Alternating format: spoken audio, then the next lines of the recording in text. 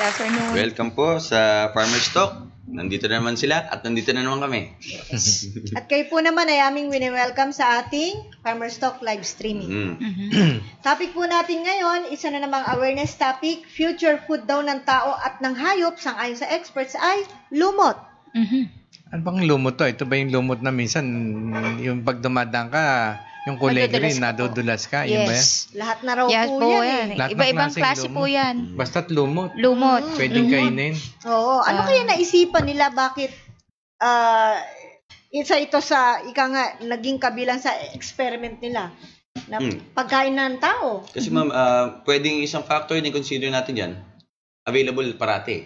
May konting tubig, may konting dumi, may konting araw, yan, magpuproduce siya ng lumot. So, So, pwede na natin kainin.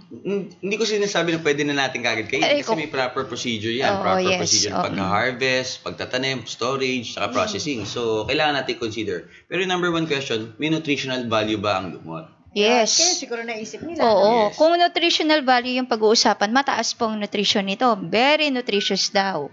Sabi ng mga expert. At isa din na lang naisip kasi syempre yung food shortage mismo at saka yung feed sa livestock. Sa Kasi hayop. talagang kokonti na lang.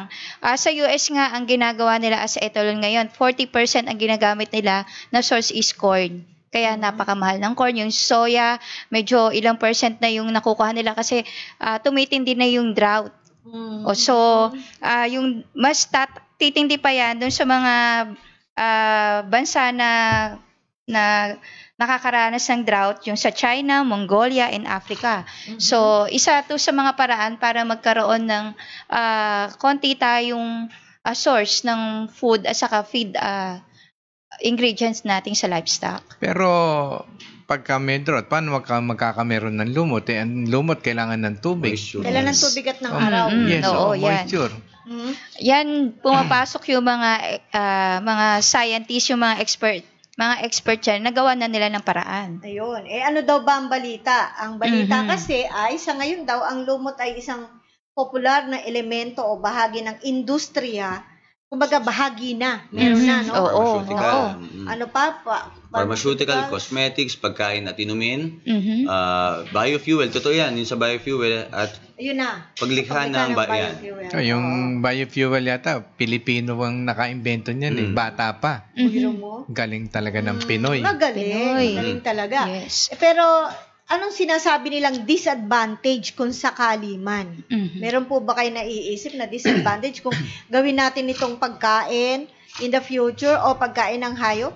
Currently kasi ma'am, may mga studies na nagsasabi, hindi pa ganun ka-perfect yung pagpo-process nung algae. Yung algae po, ito po yung lumot, para pang pagkain ng tao. Kahit sa hayop naman, hindi pa ganun ka-perfect. So, pinag-aaralan pa nila kasi after nung pagmamanufacture, pagkukulture nito, i-consider nila yung harvesting period, ano yung period kung kailan siya mas potent yung nutritional content ng algae. Number 2, storage.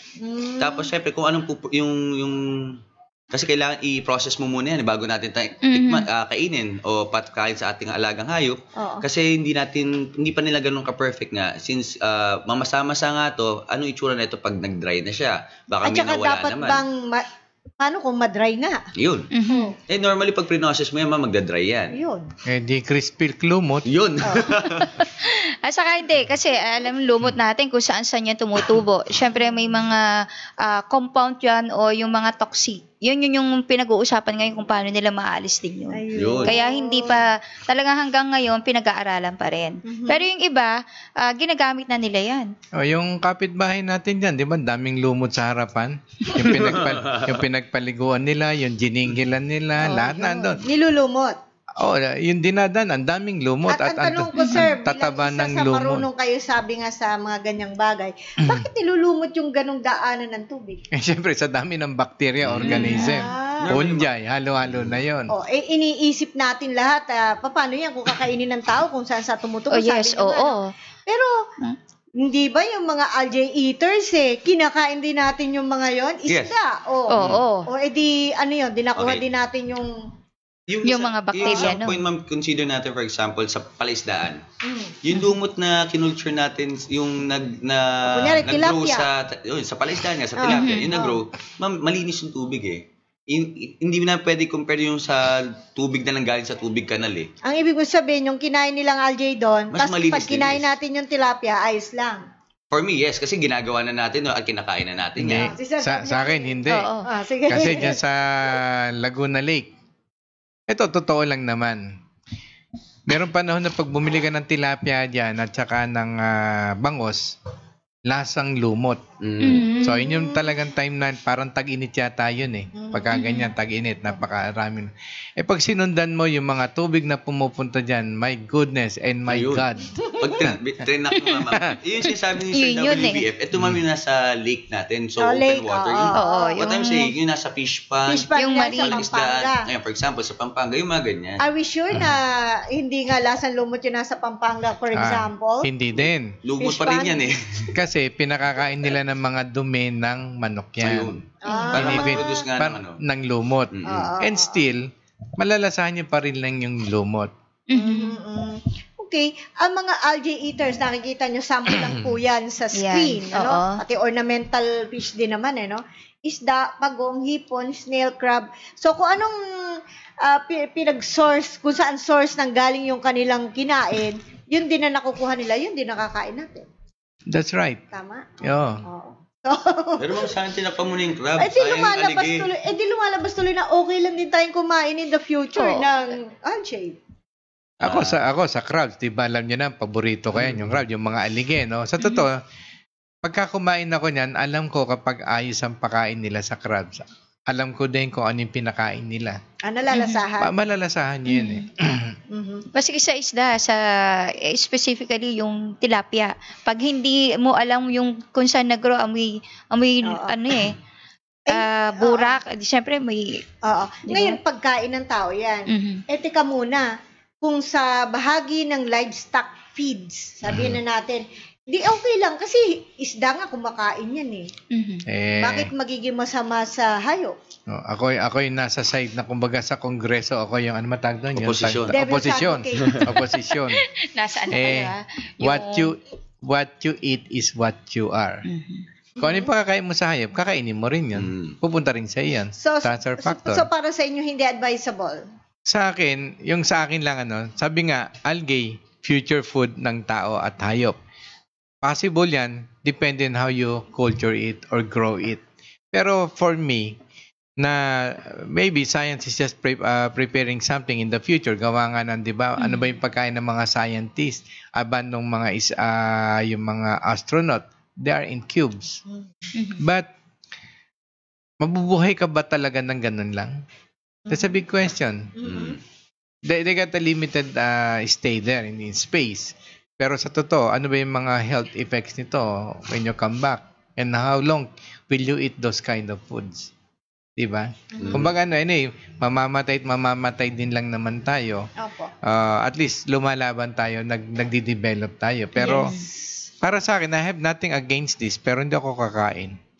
Pero hindi nyo alam yan from the viewpoint of our nutritionist. Ano yan, sa nabasa ko, actually sa Europe, binibenta na as food supplement o mismong algae ang pinakakain. Tinaray na po nila yan sa pig, sa turkey, sa fish, sa dairy. So maganda, mga positive yung resulta nila. Maganda, lalo na kasi mataas yung omega 3 anong ibig sabihin nila nung maganda? Yung performance doon according to sa mga parameters kasi doon sa kanilang experiment. Kapalit ba ng crude protein ba? Oh yes, oo. Yung algae is pwede mo i-compare sa as alternative doon sa soya.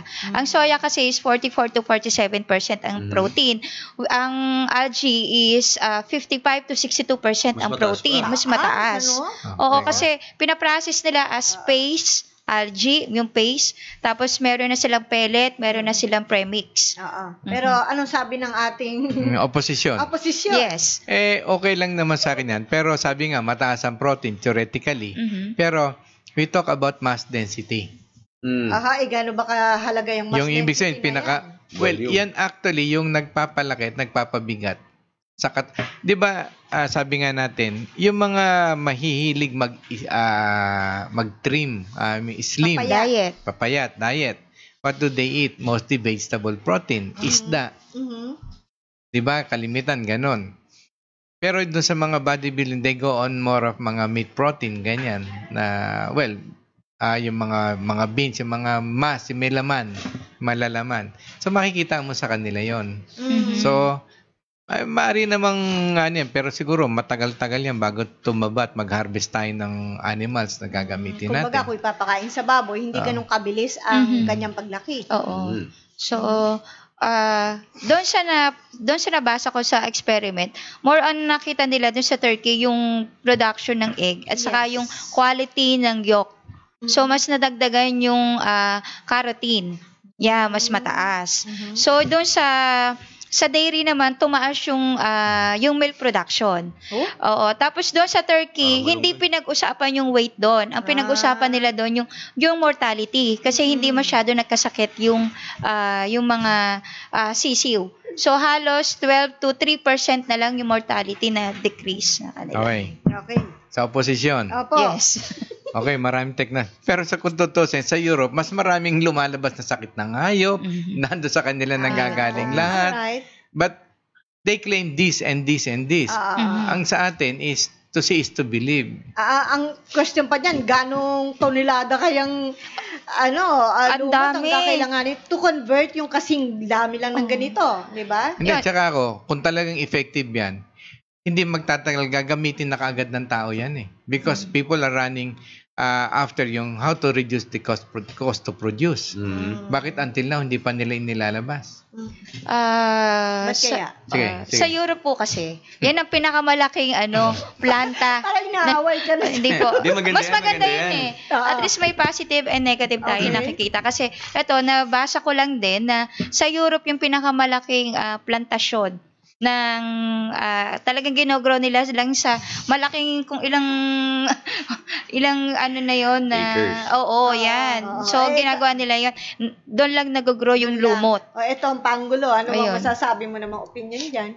Di ba, kung may study na maglalabas at magsucertify na safe na siya kainin, ng algae process or Hindi, ng hayop. Kakainin ng hayop. kahit sa tao. Okay. Kasi ginagamit na nga sa pharmaceutical, ma'am eh. Yes. So, at nakakatulong naman, why not? For me, yun. Kumbaga sa Congress, Senado ako yung observer, sila yung opposition. Ikaw yung balimbing. Ano yun yung di boboto? Pero ganun, di boboto. Anyway, well, sa akin, wala, no? I think this is just on the experimental level pa rin yan, di ba? Yes. Pero paano yun? Pharmaceutical na nga inclusive na sa mga di may natitake na tayo. Sa pharmaceutical naman kasi, ibang level naman yan. Like for instance, yung mga serum, mga venom ng mga ahas, di ba? Ginagamit nila, but not really that big volume kasi konti-konti lang kailangan. Maybe they have extracted something from this algae na iano na because sophisticated yung mga laboratory nila. Maaring yun, nagagawa nila. Pero kung conventional muna pakain ng tao tsaka ng hayop, baka wala pa sa ganung level. Maybe they're still finding out or looking for something na in combination or in tandem with this algae to make it more para efficient. magkaroon ng body din. Yes. Okay. Meron tayong ipakita muna sandali sa ating mga viewers. Base po ito sa actual kung ano yung ilan pong mga uses ng algae sa ngayon. Ito po. Ayan. Ilang panggamit ng algae sa ngayon. Wastewater treatment facility, binabawasan ng toxic chemicals habang lumalaki ang algae. Ito ay may abilidad gamitin ang inorganic, nitrogen at phosphorus. Na nasa wastewater. Yeah, masarap kainin niya, masarap sama sa pagkain niyan. Di ba? Pag healthy ni algae. Okay. Tapos inorganic pa Nabusog na siya, sinabi. no? Nabusog na siya sa wastewater. Yan. Okay, ano pa? Harang pang-ipon ng pataba na nag-aayos sa farm. Naaagos. Naaagos sa farm. Sabihin niya, ano siya, pang... Filter. Filter. Parang Tapos, foam. Ayan, Yes. okay? Kapag bagong kuha ng ang lumot, nagagamit bilang abono. Kinakaya ng salamin. Malamang kami ngayon lalabas si dad ko eh. Magagamit sa sangkap ng animal feeds. Ayan. Ayun na nga. Yan yun. Bilang pantao naman. Bilang human supplement, ang algae ay mayroong kumpletong amino acid profile. Meron pala siyang amino acid. Yes. So, pwede nga sa protina.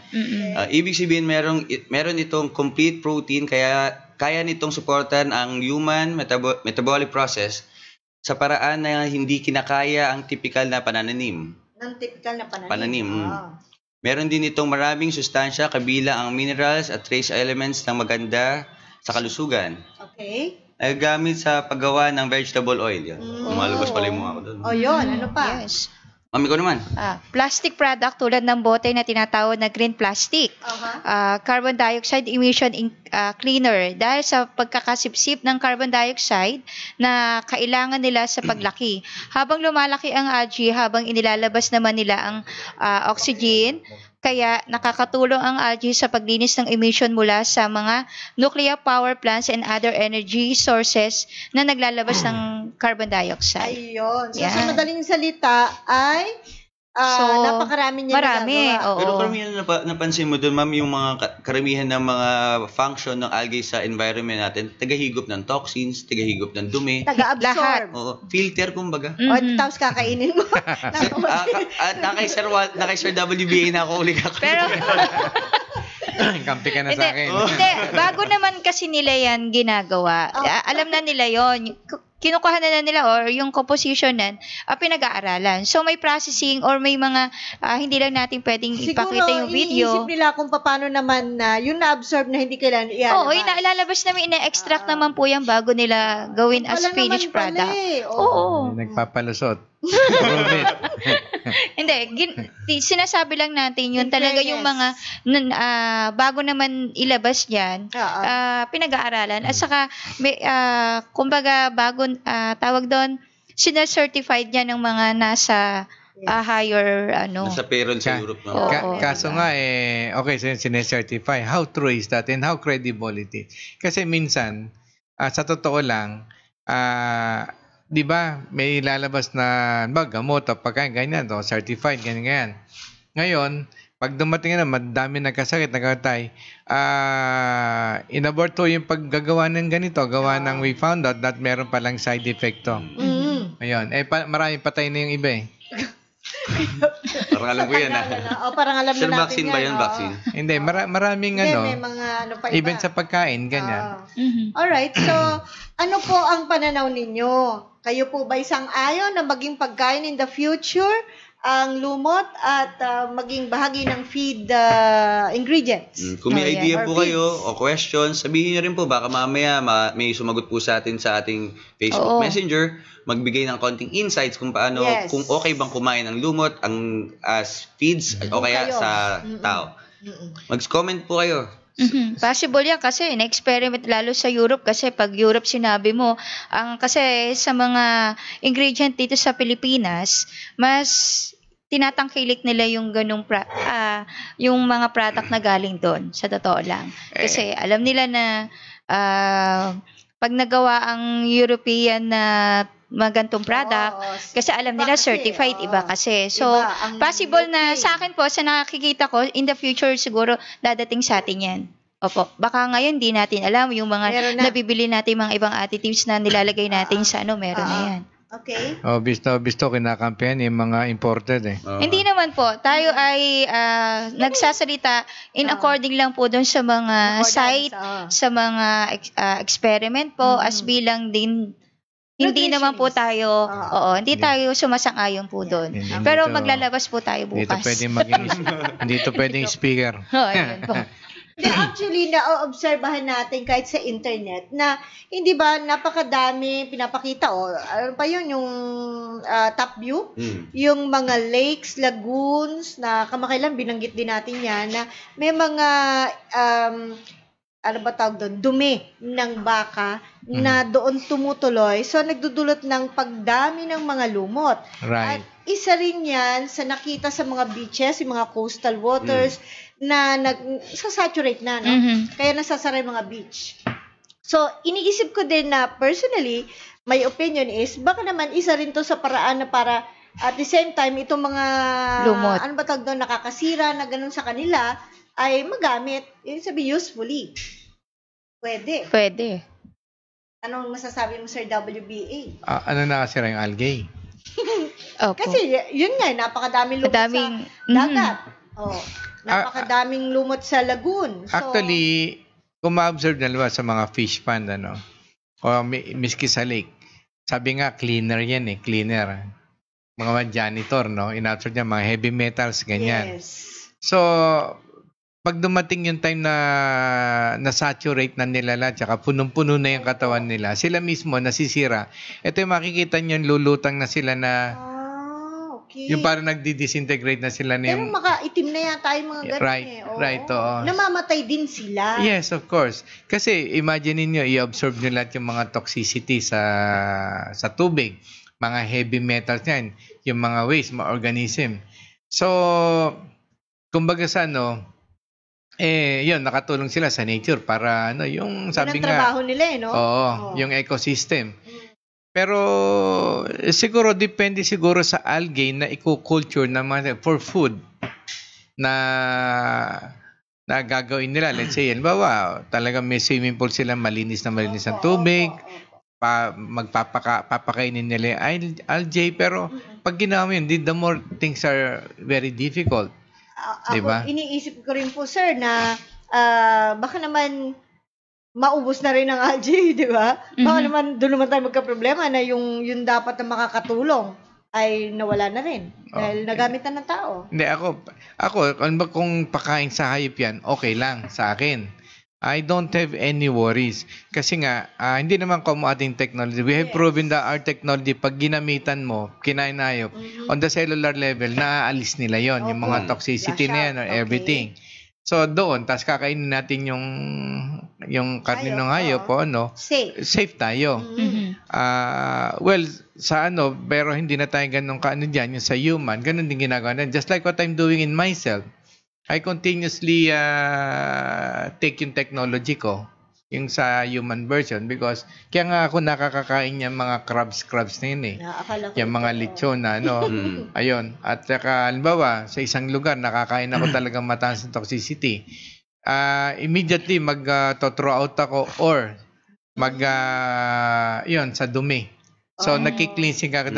Then after that, pag nailabas ko yun, normal na ulit ako. Parang na-deter yung no? Yeah. Yung sa There were times na nakakain ako ng hindi ko alam kung ano nakain ko na manhid yung buong katawan ko, mukha ko, ganyan. Wow. I know that I was toxified. Yes. Pero ang ginawa ko, yung ginawa kong sa technology ko sa human, nag-take ako. So, siguro within 3 minutes to 5 minutes yan, na-normalize ako. Tapos throat cleanse ulit ako. Yun. So, in this case, kung mga pagkain lang ng hayop yan, mga isda, ayun, well, no worries ako doon. Basta sa akin, ginamitan ko ng technology ko for my personal opinion, Yes. At least, safe ako doon. Tsaka malalasahan din naman nila yun And then we have proven that also doon sa ibang mga, yung mga fish pond yan somewhere in the north na kinukunan niya mga bangos, tilapia, na ganyan.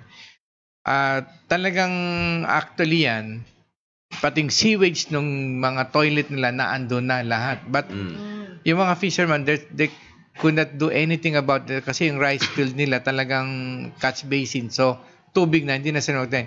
Ginawa nila mga fish pond yun. So, that time talagang ang harvest nila talagang, bawa, hipon, bangos, ganyan. Minsan, they said mga isang cooler box lang, hindi pa puno. O 2. So, nung ginamitan natin technology, napansin nila yung tubig nag-clear out. Tapos, nag-subside yung baho, ganyan. Tapos, later on, naging brown siya. Tapos, yung parang naging yung normal na tubig na brown nga lang. Tapos, napansin nila, nag-multiply yung mga hipon nila, yung bangos, tilapia. Tapos, nung nag-harvest sila, yung dating 1 or 2, nakakuha silang 10, 12. Tapos nung tinikman nila yung hipon, nung nila, iba yung quality, makapalang shell. Tapos yung laman, makikita sa loob. Tapos nung iniluto Actually, nung mga 30 minutes yung hipon, yung parang naging halabos na agad. Opo. So, nagtataka ako, bakit na? So, somebody told me, yung talagang expert dito, mataas yung protein content. So, in fact, nung natikman nung foreigner, yung Japanese, kinontrata yon. Kasi pinalab test nila, maganda yung hipon. So, the thing, we have kasi nakatulong yung technology nung clearing out the water, tsaka yung mga bacteria, ganyan. Siyempre, may mga molds. Imagine yung sewage ng mga tao, doon na rin pumupunta. Speaking of the technology, di po ba yung sinasabi niyo sa fish pond? Meron po nagsasabi na iba na masama daw po kapag sumobra na ang dami ng lumot. Is that true? Yes, of course. Kasi pag sobra na ang dami ng lumot at natakpan nila yung tubig, so yung penetration nung araw, wala na. So, photosynthesis, wala na. So, yung mga species mo sa ilalim, mamamatay yun. But eventually, yung lumot din, mamamatay din sila. Pagka mababalik na naman yung normal. Okay. Cycle. It's a cycle. Yeah, it's natural yun, sabi nga, ecosystem natin. Yeah. Okay. Miss Ana, bilang nutritionist, ano pa yung gusto mong iparating do sa ating mga viewers ngayon dito sa ating pinapaksa? Iyan po, isa naman din yung mga issue natin dito para mabigyan tayo ng bagong technology or bagong issue na nangyayari hindi lang dito sa ating bansa, lalo na doon sa itong mga expert na gumagawa nito. So sa akin naman, bilang as nutritionist, kasi talaga ngayon, Mahal na naman mahal feeds. talaga. Alam niyo ba dito sa Ilocos na ang feeds nila is 1,650 by 50 kilos. Grabe. So lumalabas, grower starter po yon. So 33 pesos per kilo. So ito, makakatulong in behalf doon sa mga na makakatulong sa atin. Pero siguraduhin lang po na alam natin kung paano at saka kung ano yung effect doon sa ating mga hayop. Okay sana yung sabi nga ni WB, as long as meron tayong technology, so makakasigurado tayo na ma-eliminate lahat kung ano yung toxic na nakapaloob doon sa bagong product na i-introduce dito sa ating bansa. Ako naman, on practicality, okay, lumad makapag-grow ko, sasama ko sa feeds. Mataas ng protina, Pero sa totoo, hindi mo makikita sa hype yung bilis ng paglakit pagtaba. Because that's vegetable protein. Right. Walang iniwan yan doon sa duckweeds, yung trichantera, ganyan. Asola, which is actually napaka-expensive per kilo. Other people are buying it using for their livestock o saan nila ginagamit o kung sila kinakain din nila yon. Maybe just for the sake of mind setting na organic. Yeah. Pag ito pinakain. Pero if you really gonna go deeper with it, organic, ano ba yung mga bagay na that help these things grow? Sigurado ba kayong wala ba tong heavy metals? Yung na-absorb yes. mismo, no? Diba, katulad nagpa-lab test ba kayo after you grow that? Diba, katulad nung diniscuss na nga worldwide. They are actually trying to limit or actually cut off using yung mga dumi ng hayop as fertilizer. Yes. Why? Because of what those waste has in it. Toxicity, bacteria, everything na pupunta sa halaman. And then kakainin din natin yung halaman, yung vegetables. The good old days, nung ako naabot ako nung bata ko, alam niyo, miski magmamalimos, miski tambay dyan sa karsada, ang pupulan ng pisngi, makikinis. Nagaganda. Why? Because they eat good food. Sa Baguio, o yung mga igorot, nakakaingit yung mga kutis nila. Pero ngayon, even kumain ng vegetables, you could hardly attain that. Why? Glow, because glow, hindi na kasing malinis eh. Opo. Sabi nga nila, okay, you plant your own vegetables. Okay. It's good kung talagang very careful kayo. But going 100% organic, it's it's impossible. Very hard. But at least you can get at least near to it. Oo. Yeah. Yun na lang. Oo. Kasi whenever you plant, hindi mo naman test yung soil mo kung ano mga chemicals doon. Saka yung mismong seed na itatanim mo. Yeah. Tsaka kung just for passion. Halimbawa, nag-alaga ako ng hayop, pinakakain ko sa hayop yan. May grow ako. Siguro nalilibang lang ako. Pero when it comes to business, maiinip ako, baka nag-birthday na ako, hindi ko pa ma-harvest eh. Diba? At kung ma-harvest ko to, baka ang karnito kasing tigas na ng leather. Diba? Yung maganyan. So, hindi naman sa inano natin. Kaya nga, the team A2B keeps on doing some research and development para matulungan yung mga farmers. That's the reason why na alam nyo, abangan nyo mga netizens at sabihin nyo sa mga kaibigan nyo, maybe this coming Saturday, no, we have a good news for you dun sa 1:5 na dinevelop namin na this is something like na para ma-beat up natin yung high cost and feeds output. So yung kung 33 kayo, nai-reduce natin ng mga 15 yan, almost half the price or even lower, depende sa ano.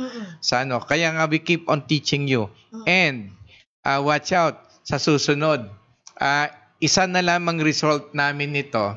Then iyaano na namin, napakalaking tulong po nito para sa inyo. Konti na lang. Konti na lang. Konti na lang. Hindi namin guys sinasabik, but we would like to surprise you. Yes. Ganon din yun eh. Tungkol ba sa niyan? Dadating din tayo. Sa Sabado po yan. Sa Sabado. Sabado? At very, very doable because we don't create something technology that makes things difficult for the farmers. What's the use? Even if it's work. Pero ang hirap nyo namang gawin. Oo. Ayaw din ng tao. Ayaw din ng tao. Why not do it yung doable na napakagang and yan kikita kayo ng maganda. Yes. Okay, sir. Ma'am, based dun sa topic, kasi yung question kasi, future food o kaya feeds ng livestock ang lumot. Opo. Sa akin, ma'am, sagot ko, oo, as long as meron kang technology dun sa alaga mong hayop na kaya i-prevent o kaya mag-detoxify ng mga, yung mga minerals, mga para healthy pa rin yung kinakain. Kasi nagdi-detox na ng kusa eh. So, may cleansing na nangyayari. Same as kung tao na nag-absorb o kumakain nung lumot na process na talagang for food grade, human grade na. As long as may technology nga na kayang katuwang, pwede yan. Yun ang tanong kasi yung mga susunod na generations na hindi na natin alam kung abutin natin yun. Hindi ako abot ko pa yun. Meron pa ba tayong technology? Sabay tayo, sir. 16 pa lang ako ngayon eh. Balik ta rin, 61 na pala. Pero sa boses pa lang. Pero sa boss pa lang, feel nyo na, hindi. Full of strength and vigor. Vigorous. Sige, magbabasa muna tayo ng ating mga viewers bago natin ibalita yung iba pa nating mga good news. Yes.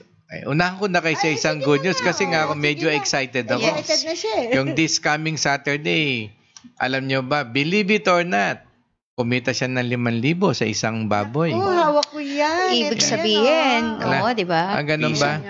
Tama-tama yung sa Saturday. Yan. Akalain mo, yung sinasabi, di ba, maganda na yung kita na sa isa-1,000 kada baboy, 1,500. Yan, 5,000. Maning-mani. Di ba? WHBF, 1:5. Isang baboy yun. Isang baboy yun. Kung gawin kong 2 baboy, di 10,000. May 10,000 ka. Kalimitan, ilan ba ang inaalagaan ng mga backyard? Mga 5, 10. Abangan niyo po kami sa Sabado. Kung may 10 ka, di may ilang ka na? 50,000? 50,000? Oh my God. Kayo na lang ang maiwan dito. Mag-aalaga na lang ako ng baboy. So yun po, yung mga technology tsaka yung mga tinuturo po namin kung paano po mag-alaga ng baboy, yan nakikita na po ng mga aming users at tsaka yung mga kaibigan namin, yung effects na profitable talaga gumamit ng 1:5 high budget feeds. Abangan niyo po sa Sabado yung full story. At kami masayang-masay po, nagpapasalamat kami sa aming mentor dun sa itaas. Yes, kay of Lord. course. Yeah. At saka nga pala, bago namin malimutan, medyo hindi nyo lang siguro makita. Tingnan nga natin to. Ayan. Ito po, source of photos. Internet po yan. Internet po nakasulat. Hindi po property ng salamat po. ng Team Atobi po yan. Nagpapasalamat po kami na available po siya sa internet. Yes. At para ma-visualize ko anong itsura ng lumot na yung pang-animal grade. Iba-iba po kasi yan. Green, blue algae po yan. So, ayan po. At tayo po naman ay babati sa ating mga suking taga-panood. Ayan po. Asan na ba yung ating mahiwaga? Mr. Daryl.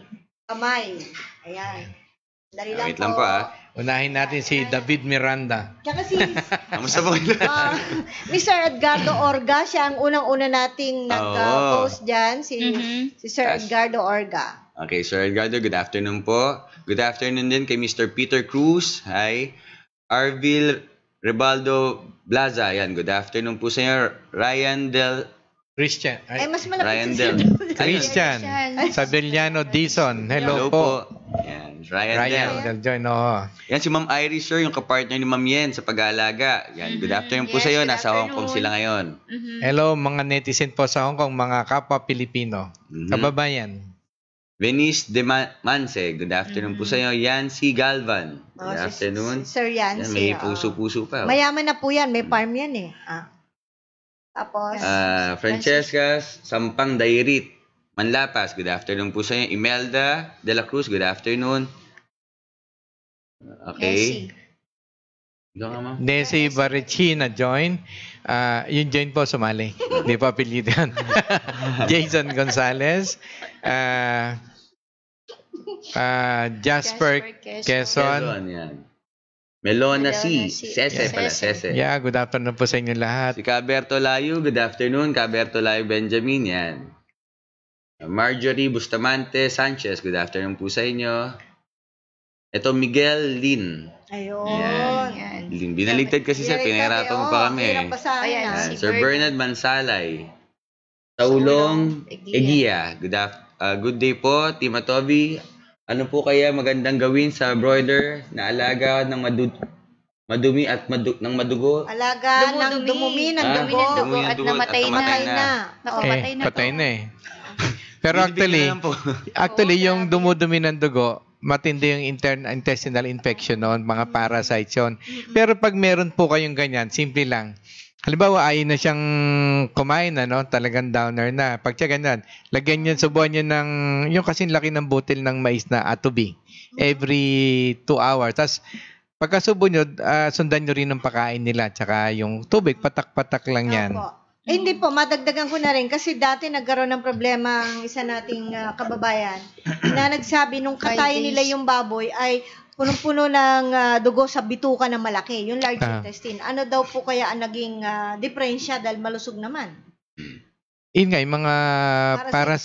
pa rin po Yeah, yun. parasites yun. And Yeah. saan po kaya? Tsaka nakuha minsan yun? yung mga pagkain, baka mamaya kung ano yung mga pagkain na siyempre Ano minsan, kinakain? Isa Yeah. yung mycotoxin. Baka Isa sa merong mold na feeds. yung Oo, feeds. isa yan. yes, matindi yan, yung mga molds, fungi. Ayan. Okay, thank you po. Pinsan ba ng algae yan? Hindi naman, no? Yung fungi po. Fungi? Baka po. Pero, Nakita ba sila sa park? Oo nga, baka daw eh. Oo nga. Magkakamag-anak sila. Okay. Okay. Sige Kay po. Ma'am Dens Sige po. Cabrera Bautista, good afternoon. Tony Basalo, kay Ma'am Luz Pakpako, Ma'am good Luz, afternoon. yes, good Ignacio afternoon. Ombaw, kay Cristel Carino, good afternoon, kumare, at sa aking asawa si Ai, watching. Ayun, Yan. okay. Alright. Sa Sabado po ay tutuloy natin ang paksapot tungkol sa rabbit Yun. farming, kung paano dyan kumita, no? Yan. Oo. Yan.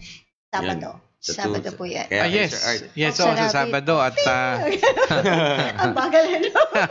processing. Processing kasi ano lang tayo eh. 3K pa lang tayo. mabagal yes, lang. alam nyo na may mga sikreto palang kitaan dyan sa rabbit. Pero abangan nyo sa Sabado. Marami kayong matututunan dyan at saka yung nutritional value yan. Napakalaking negosyo rin. At alam nyo, napakarami namin share sa inyo. Kaya lang mukhang kulang tayo sa mga gawang Pilipino. We will never succeed or improve our life not unless maging masipag tayo. Oo. Yes, tama. Correct. Ma'am, magbibigay na ako konting trivia. Opo. According sa international study, ang rabbit meat yung pinaka-healthy meat kainin. Ganun po Yan. ba? Abangan nyo. So, Alam na ibig sabihin, yung mga viewers natin, siyempre. Oo. Ngayon, abangan nyo po kami sa Saturday regarding sa topic na rabbit meat production. Hindi, tsaka pagka yung, alam mo, yung rabbit meat na lagi mong kinakain, yung mga kilala ko, yan ang pinakakarni nila. Iba yung strength nila. Sabi nga, what you eat is what you are. Pork, iba rin yung texture ng ano niya, no? Mapapansin mo yung rabbit, pag hinawakan mo, ang lakas niya. Diba? Oo. Kaya nga pumapalag, no? No. Anyway, wag na natin sabihin yung Sa Saturday po, sa Saturday. Sa Sabado. Oo. Yung contest po natin sa jingle, Ato Be Jingle, yan po ay hanggang sa And August 31. Yan po, Na deadline po. na natin. 2 padalhin weeks. na po yung inyong entry para po maisama na sa mga papakinggan. At aming cash prize is 50,000 pesos sa winning jingle na a-approvean ng board, a-approvean din ng mga netizen. Yan. Ayun po. Okay? So, ito po ang ating pinaksa ngayon. Sana po nadagdagan kayo ng mga kaalaman because ang ating Tuesday edition ng Farmer's Talk ay nakalaan po sa awareness. Yes. Oh, yes. Oo. Pag Sabado, livelihood. Livelihood yan. Usapang kitahan. Yes. Saka excited na rin ako kasi after this program, nagpa-serve ako sa inyo ng Aljay salad. Oh. Karga Medyo ano na ako eh. Tapos na po ako. Crackers na lang, pwede ba? Ayun. So, yung Kayo po, mga viewers, kung gusto nyo, cracker salad, algae nga lang. Oo. Oo nga. At saka po yung ating WHBF or 1:5 hog budget feeds. Yan po ay marami ng mga nagtatanong ngayon, Luzon, Visayas at Mindanao. So, ang ating deliveries. Ang schedule po natin for this week is from Manila going to Zambales. Yan, medyo Yan, malayo lahat. This coming Thursday na po yan. Thursday. Doon sa mga may gusto pong mag-order ng Atovi, Nano Base Mix, yung ating NBM, yung 1:5 Walters Hog Budget Feeds, Atovi Nano Fertilizer, Walters Dog Food, pwede nyo na po i-post yung order nyo at yung payment po papadala po kay Miss Luznel Pakpako via Palawan Express, LBC or bank-to-bank transfer. Tapos, sisiguraduhin po namin dadating po yan sa mga bus terminals, kung bus terminal to bus terminal yung pick-up. Yung along the way naman po sa NLEX, yung magkikita po kami sa mga exit, yan po, pwede rin po nyo pasabay para mas mabilis-bilis po yung ruta. Konting information lang po, may parating po tayong bagyo. So, as much as possible, let's take advantage no itong medyo mainit-init na panahon. Kasi pag medyo This critical week naman yung ba? panahon, this week daw eh. Oh. So, pag critical yung panahon, medyo magkakaroon po tayo ng delays. Kahit sa terminal po lang po ng bus yan, medyo magkakaroon na po Yan ng delay. po. Take note. Okay pa. Thank you po sa Ingat mga po kayo. nagla-likes at nagko-comments. And meron po ba tayong wala. Okay, si Wala. Arnel? Oo. Alright, thank you po ng marami. Pupunta po kayo sa ating website. Yes. Miss Ana. Yes, dyan po yung mga formulation na pinapakita natin sa Farmer's Talk. Tapos yung kung ano po yung ginagawa ng ating mga product, meron po yan. So, visit nyo lang yung www.atovianimalg2.com. Yan po. At doon sa mga orders po sa atin, please contact us or text us at 0917-875-4262, 0917-540-8887, at 0939-917-2858. Makikita nyo rin po yun sa may bottom part po ng ating link kung nasa desktop po kayo. Opo. Kung sa cellphone po kayo, medyo enlarge na lang po. Tumatakbo naman po yung contact details natin. Yes, and we would like also to thank again Facebook Philippines kasi Yes, thank you. Thank you. nakikita na yung ginagawa natin and they congratulate us. Well, thank you very much also for supporting us. Thank you. Thank you. Opo, thank you. Ayan. And yun po, abangan nyo po yung ating magandang balita. Noong nakaraan, 80 kilos lang ang pinakita natin pero kumita yung tao ng magkano? Yung lahat ay nasa 5,600. Oo.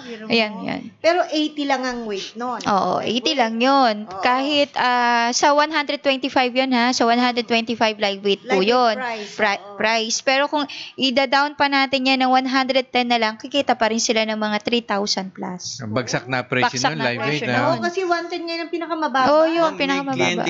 may kaibigan nga tayo dyan sa San Pablo, bumagsak na yung live weight, nagmahal pa yung commercial feeds na hinahalo niya sa 1.5, nakangiti pa rin. Oo. Yes. Ang yan. isa pang magandang balita ay kung makukuha yan ng kapitbahay mo mismo o ibabagsak mo mismo, ihulog mo sa mga bebenta sa mga palengke ng mga kilala mo na meat sellers, di ba?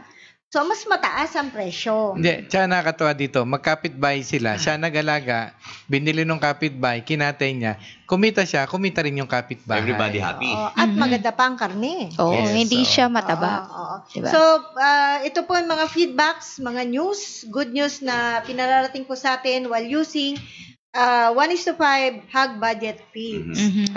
With the help of a Tsaka token. don't get us Combination wrong. with commercial feeds. Yes, commercial feeds. Don't get us wrong na we are, kasi iba, akala nila nag-hard selling kami dito sa 1:5. No. Ginagawa lang po namin to save the farmers from losing and closing. And kasi pag nangyari ho yan, ang dami mang wawala ng trabaho. Even the veterinary doctors, nutritionists, feed millers, tapos paano yung mga laborers nila, ganyan. And kahit tayo, yung mga sa palengke, ganyan. So, Mag-i-import na lang ba tayo na mag-i-import? Magpapaalila na lang ba tayo sa ibang bansa? Samantalang kaya naman natin dito. Kasi kung di natin sasabihin yan, di wala na silang options. Yes. So, ma'am, hindi naman natin negosyo o trabaho na isara yung negosyo ng iba. Actually, tayo ngayong katuwang at tumutulong sa kanila para ma-maximize, maparami yung paggamit ng feeds nila. At the same time, happy naman yung mga end users, yung mga farmers natin. Tsaka yung mga users natin, may kanya-kanya silang style. And binabanggit din natin dito, to be fair, binabanggit din natin dito kung ano yung ginamit nilang feeds na commercial feeds. Oo, binabanggit po natin ng brand. So, I hope yung feed mills na gumagawa niyan, maintain nila yung quality. Good quality. Yes, para And the other feed millers naman, they do the same to improve and make some further research para mas gumanda rin performance nila. Yes. Parang nasasabik na ako dito Taga-Albay po. Taga-Albay pa, ma'am? Taga-Albay po. Oo, malayo. Kung sino Talagang... ba yung mga netizen natin dyan na, for example, tiga Mindanao area, Visayas area, please feel free to message us kung ano ba yung observations nyo. At kung may share po kayo sa iba nating viewers, kasi syempre, hindi naman po sana nagdadamo tayo dito na tumutulong tayo na umunlad din yung negosyo ng iba at yung lifestyle din nila. Tsaka, advance appreciation dito sa tao na ito. Mr. Yes. MD. Hindi, sana available siya sa Sabado Sana para nga po. matawagan natin. MP. Napakalaking bagay ito para ma-inspire nyo yung mga tao at mabigyan ng pag-asa na huwag silang magsarado at laging may pag-asa. Ilang timbang nito? Naku, sa Sabado na. At saka pala, ulitin ko ulit, nagpasalamat po ulit tayo kay Ma'am Yen Bacolor. Kasi talaga pinaunlakan tayo na ma-interview siya, nasa ibang bansa siya. So, alam ko, working days niya pa. So, umuno lang siya, di ba? So, napaka-malaking bagay. Kasi reward na sa atin yun yung mag-share tayo sa ating mga netizen, sa ating mga co-farmer, yung mga backyard na tipong nagbabago pa lang nagsisimula o meron na sila. So, may mga tip tayong na kukuha. Tsaka para pag-uwi din nila, hindi sila isolated, meron silang negosyo kagad. Magbatiin din natin yung kapartner ni Ma'am Yen, si Ma'am Irish. Spirit. Thank you rin po. Okay. Supportive din And then, we have additional viewers. Si Sir Arnel Carulio at saka si Sir June Behasa. Good afternoon po sa inyo. Good afternoon po. Good afternoon. May humabol si Sir si Sir James Ampo. Yan, ewan ko kung nasa Philippines siya ngayon, pero seaman siya, ma'am. Tony Basalio, Ignacio Ombao, Arnel Carulio, John Behasa. Magandang hapon po sa inyong lahat. Yes. Ini-invite din po natin, ma'am, yung ating mga OFWs, yung mga the people in service na huwag na po nating intayin na magre-retire tayo sa Pilipinas bago po tayo mag-isip po ano man dapat nating negosyo sa Pilipinas. Pwede na po natin pag-aralan at simulan kahit nasa abroad pa po sila. Okay. Yan. Meron tayong pinoward kay Miss Cheryl kanina na question kung paano yung mixture ng ilang feeds, ang katapat ng commercial feeds at saka ng 1:5. So, yung pong nagpadala noon ay hayaan niyo po ipapadala namin sa inyo yung kwentada. Oo, meron po yan. So, ang ibang tumatawag po sa atin, mas maganda po kung may email ad sila kasi may ine-excel po natin yan. Pwede nilang baguhin, pwede kung ano yung presyo ng kanilang feeds, pwede nilang baguhin yung makikita nila by kilos kung magkano yung magagastos nila. Yan. Oo. Okay. So, ayun po. At kami po naman ay nag-aantabay sa inyong mga tanong pa at message. Kung meron man po kayo, sang-ayon po kayo dito sa ating pinaksa na lumot o algae. Ayan, future food ng tao. Hindi ko ma-imagine si Isabela kung kakainin. Naiisip ko lang kung na-process na kaya yung algae niya, ano kayang lasa? Oo. Hindi pa rin nakakain. Yun, Hindi kasi nakita natin yung isang lugar na patubuan yan. Malayong-malayong binyahe, tapos talagang barren, land. Tapos, medyo may hukay lang ng kaunti. Siguro mahigit lang 1 ruler yun. 12 inches. Tapos, nilatagan ng black, polyethylene plastic. Lining. Yes. I think human, human Grade. human grade na algae. Oo. Oo. Pero tinapakan nila. Lumulong. Basta walang kachichas, okay lang. Oo. Lumusong sila doon and then, Yeah. Kinain na. tinikman. May lasa, no? Sana nilagay kung ano lasa. Ito Kaya yung yung nakakapsule. Ito yung nakakapsule. Deny, tapos kinapsule. Hindi po binanggit kung ito'y kinakapsule. Kasi kung sa Tablet. sa feed grade naman, ang ginagawa nilang paste muna. Ayun, Pinapaste iba naman muna yun, nila, paste. tapos saka nila dehydrate yon, tapos saka nila ginagawang pellet or mash. Pero Or, sa ngayon Ganun. Miss Ana, ginagamit na nilang patabayan. as fertilizer. Ginagamit Because of nila. the nitrogen, phosphorus, and Mhm. konting potassium na taglay niya. So, ayan, kung makikinabang ang ating mga kababayan, why not? Yes, as fertilizer, maganda. Basta hindi tayo malalagay sa dagdag na mga problema sa kalusugan. Yan. So, 'Di ba? Yun na po. At salamat po doon sa ating mga viewers every Tuesday. Ayan. Ay, request din po kami kung pwede po konting kung pwede po nating i-orient yung ating kabataan na may mga bagay-bagay na pwede nating gawin sa agrikultura, regardless kung crops po siya o livestock. Share naman nyo po yung site namin para magkaroon lang sila ng idea. Baka malay nyo yung industry na namamatay na pag-aalaga ng hayop at pagtatanim mabuhay-buhay po para maibalik naman po natin yung pride ng Pilipinas na farm rice capital ng Asia. So sayang din po kasi. Kasi marami na ngayon na hindi naman sa yung ANF, marami po ang nag-inquire ngayon dahil sa palay. Kasi iba po kasi nating mga kabataan ngayon. Iintay mawala yung magulang o yung nakakatanda, yung mga ingkong. Tapos bebenta yung lupa, gagawin subdivision na naman. Tapos po problema, wala ka na namang kanin daw, wala kang bigas. Wala. Ayun. Yung mga farmers na nakikita natin pag umiikot tayo, ma'am, pag tinanong ka, may nagugutom po ba siya? Wala. Meron kami alagang kambing, manok, patong, baboy, baka, tapos may palay. Hindi sila nagugutom kumikita naman. Actually, hindi ilang, siguro way back mga